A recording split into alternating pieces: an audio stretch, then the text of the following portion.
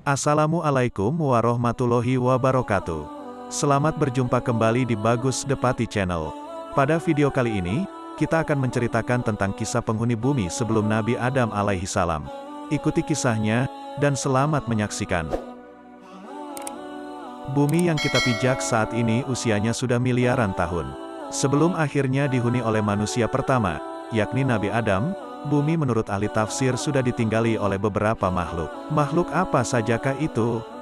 Mengenai penciptaan Adam, mayoritas ulama Islam percaya bahwa Adam dan Hawa telah diciptakan di surganya Allah, yang kemudian dipaksa ke bumi setelah mereka memakan buah yang terlarang. Akhirnya, keturunan mereka pun mengisi populasi bumi dan memulai sejarah kehidupan manusia. Menurut para ahli, pada saat bumi berumur 8.000 tahun, keadaannya masih kosong. Di sini sudah terdapat banyak biji sawi putih dan kemudian Allah Subhanahu wa Ta'ala menciptakan seekor unggas yang bernama Tabirunasar. Allah Subhanahu wa Ta'ala berfirman kepadanya, "Hai unggas Tabirunasar, makanlah olehmu biji sawi itu. Apabila habis biji sawi itu, engkau akan kumatikan." Sang unggas pun memakan biji-bijian itu. Namun, cara memakannya diatur. Pertama, sehari satu biji yang dimakan. Setelah semakin berkurang, maka kini dimakannya hanya satu biji sebulan. Biji sawi itu semakin hari semakin berkurang saja. Saking takutnya terhadap kematian, sang unggas hanya memakan satu biji dalam setahun. Namun, akhirnya habislah biji-biji sawi itu. Tabirunasar pun akhirnya mati.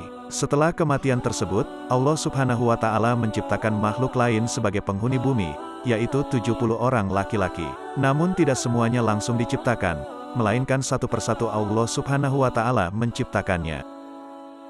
Apabila seorang yang meninggal, maka langsung diciptakan yang lain.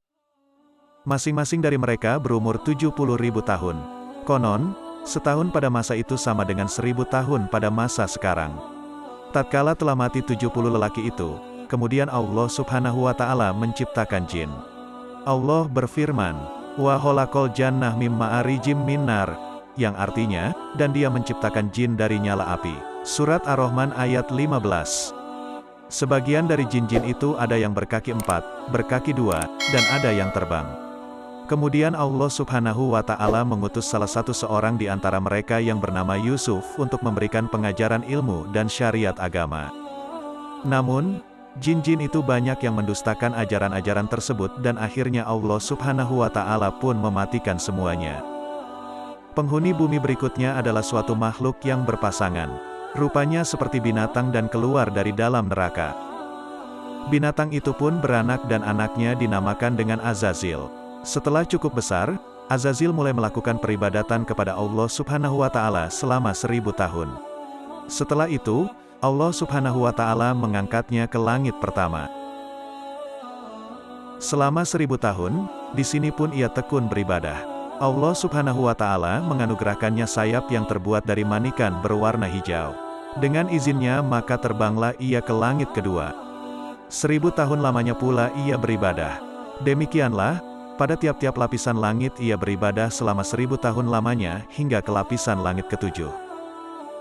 Sementara itu, di bumi saat itu sudah ada penghuni lainnya yang berasal dari bangsa jin bernama Jana. Hidup hingga 70.000 tahun lamanya hingga lahir anak cucunya. Kata ahli tafsir yang lain, 18.000 tahun mereka mendiami bumi, kemudian mereka menjadi sombong dan kufur. Allah Subhanahu wa Ta'ala pun mematikan Jana. Sebagai gantinya adalah Banul Jana. Ia mendiami bumi selama 18.000 tahun lamanya hingga akhirnya ia juga dimatikan oleh Allah Subhanahu wa Ta'ala. Sementara itu, di atas langit sana, Azazil bersama para malaikat masih khusyuk beribadah. Azazil menjadi penghulu para malaikat selama 7.000 tahun lamanya dalam beribadah. Hingga pada satu waktu, Azazil mengajukan suatu permohonan kepada Allah Subhanahu wa Ta'ala.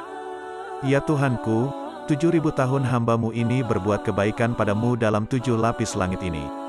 Jikalau dianugerahkan olehmu, hambamu mohon hendak turun ke bawah ke langit ke-6, berbuat kebaikan kepadamu." "Pergilah engkau," tegas Allah Subhanahu wa Ta'ala. Turunlah Azazil bersama 700 malaikat pengiringnya ke langit ke-6. Setelah merasa cukup, ia pun memohon izin lagi kepada Allah Subhanahu wa Ta'ala agar diturunkan ke langit ke-5. Di langit kelima pun ia memohon diturunkan ke langit yang di bawahnya dan demikian seterusnya hingga sampai mereka di langit dunia.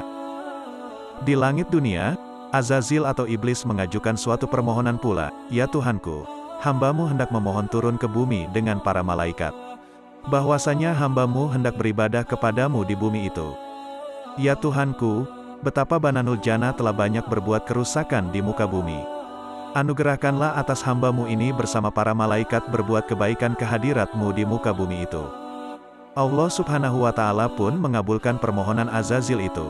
Diturunkanlah ia bersama 700 malaikat yang mengiringnya untuk beribadah di muka bumi, setelah sebelumnya Bananul Jannah dimatikan karena banyak berbuat kerusakan.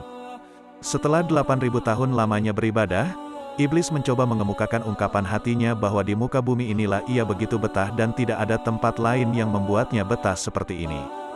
Akhirnya iblis memohon agar selamanya ia berada di muka bumi untuk berbakti kepada Allah Subhanahu wa Ta'ala. Sampai pada satu waktu, Allah Subhanahu wa Ta'ala berkehendak menurunkan suatu keterangan kepada Azazil. Allah berfirman, "Ingatlah ketika Tuhanmu berfirman kepada para malaikat, sesungguhnya aku hendak menjadikan khalifah di muka bumi." Surat Al-Baqarah ayat 30. Mendengar firman tersebut, iblis menjadi berduka karena perasaan dengkinya. Mereka, para malaikat pun bertanya kepada Allah Subhanahu wa Ta'ala mengenai siapa yang akan menjadi khalifah itu. "Adam namanya," jawab Allah. Mereka berkata, "Mengapa engkau hendak menjadikan khalifah di bumi itu, orang yang akan membuat kerusakan padanya dan menumpahkan darah, padahal kami senantiasa bertasbih dengan memuji engkau dan mensucikan engkau." Allah Subhanahu wa Ta'ala berfirman, "Sesungguhnya aku mengetahui apa yang engkau tidak ketahui." Al-Baqarah ayat 30. Wallahu a'lam bishawab.